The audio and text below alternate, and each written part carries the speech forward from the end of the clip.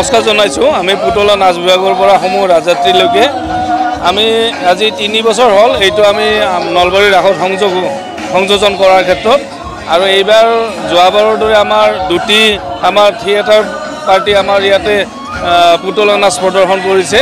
তেখেতসকলৰ মানে গন্ধিয়া হয়, নলবাৰী পশ্চিম চামতা গন্ধিয়া, আৰু তেখেতসকলৰ যোৱাকালিলৈকে প্ৰথম দল এইটো নটৰাজ পপেট পাৰ্টি তেখেতসকলে 6 দিন কৰিলে আৰু এই 6 দিনত তেখেতসকলে প্ৰায় 32টা তাৰমানে শ্ব' প্ৰদৰ্শন কৰিছে।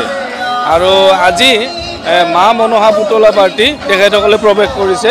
তেখেতসকলে আজি এতিয়ালৈকে 7টা প্ৰদৰ্শনী আগবঢ়ালে আৰু আমি এটা বা দুটা আকৌ আমি প্ৰদৰ্শন কৰাৰ কাৰণে আমি চিন্তা কৰিম।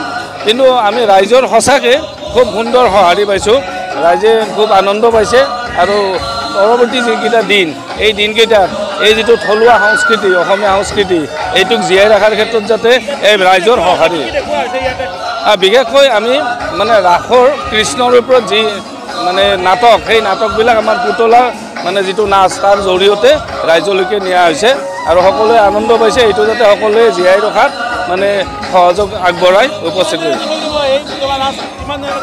এইটো আমাৰ 17 তাৰিখলৈকে ৰাস 17 তাৰিখে শেষ হ'ব, সিদিনালৈকে আমাৰ আছে।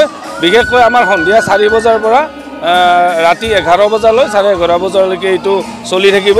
গতিকে ৰাইজৰ সঁহাৰি পাম বুলি আশা কৰিলোঁ। ধন্যবাদ জনালোঁ।